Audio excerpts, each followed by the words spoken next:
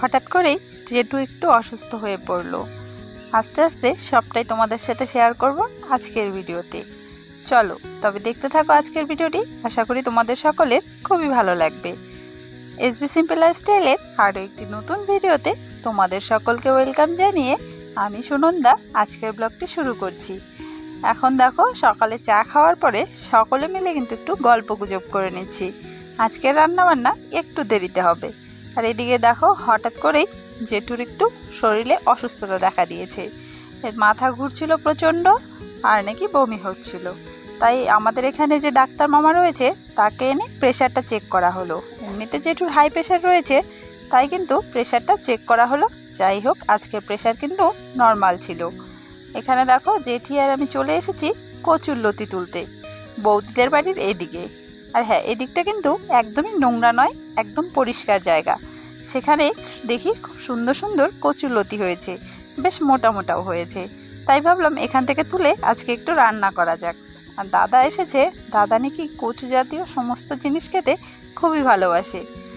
বিশেষত ওর জন্যই কিন্তু তোলা হচ্ছে।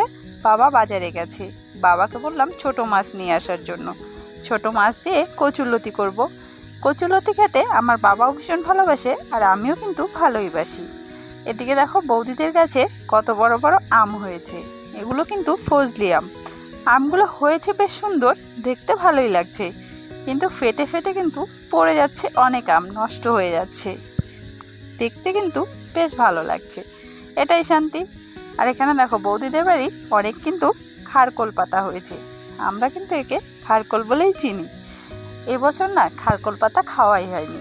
এর আগে একদিন মা খুদের ভাত করেছিল, সেদিন কিন্তু বাড়ির আশেপাশে আমি খুঁজেছিলাম, পাইনি। ভাবলাম হয়তো হয়নি, কিন্তু আসলাম, বৌদি বলছে দেখ কত পাতা হয়েছে, নিয়ে খাস।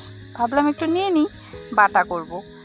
খুদের ভাতের সাথে খাইনি তাই কি হয়েছে, এমনি আজ বেটে গরম ভাতের সাথে ভালোই লাগবে খেতে।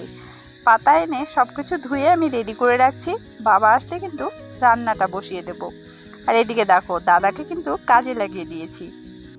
দাদা মিস্ত্রি কাজ করে, আর এই দাদাকে কিন্তু তোমরা দেখেছো আমার কামাক্কার ভিডিওগুলোতে। এই হচ্ছে জেঠুর ছোট ছেলে।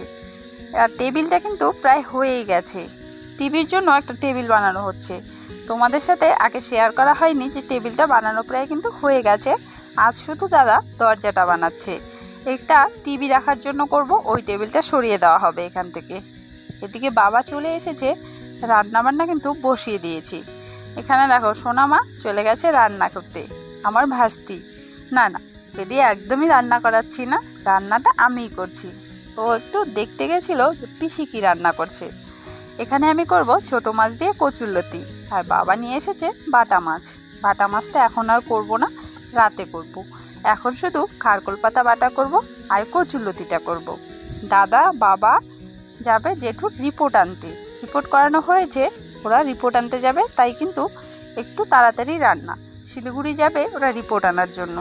তাই ভাবলাম এখন আর বাটা মাছ করব না, যেহেতু সকলেই বাটা কচুরলতি সবটাই কিন্তু ভালোবাসে। এই দিয়ে একবেলার খাওয়া হয়ে যাবে, পরে রাতের দিকে বাকি বাটা মাছটা করে দেব। লতি কিন্তু প্রায় হয়ে এসছে, এখানে মাছ দিয়ে ফুটিয়ে নামিয়ে নেব। খাওয়া দাওয়া করে যেতে হবে একটু বাজারে। বাজারে যাওয়ার জন্য কিন্তু বেরিয়েও পড়েছি। আমি ভাস্তিকে নিয়ে একটু বাজারে যাব। এদিকে বাড়িতে মা জেঠু রইল, আমি আর ভাস্তি চলে যাচ্ছি বাজারের দিকে। এখন কিন্তু দুপুর গড়িয়ে বিকেল মতো হয়েছে। এই সময় যাচ্ছি, কিছু কেনাকাটা করার আছে। কিছু কেনাকাটা বলতে ভাস্তির জন্য একটা ড্রেস কিনবো, আর দাদার জন্য একটা টি শার্ট আনবো। ভাস্তির জন্য ড্রেস খুঁজতে কিন্তু একটু সমস্যাই হচ্ছিল। সমস্ত দোকান প্রায় ঘুরে ফেলেছি, পছন্দ মতো সেভাবে হয়নি। কেন যে আমি যখন কিনতে যাই পছন্দ মতো জিনিস পাওয়া যায় না, এটা বুঝে উঠতে পারি না। আমার পছন্দটা এরকম, নাকি মাঝে মাঝে খুব খারাপ পছন্দ হয়ে যায় যে কোনো কিছু পছন্দ করে উঠতে পারি না।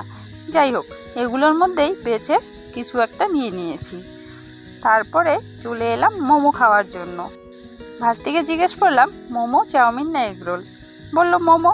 ঠিক আছে চলো, পিসি ভাস্তি মোমো খেয়ে এখন কিন্তু বাড়ির দিকে রওনা দিয়ে দেবো। চলো আজকের ব্লগটা এখানেই শেষ করছি। আশা করি তোমাদের ব্লগটা ভালো লেগেছে। ভালো লাগলে একটা লাইক করো।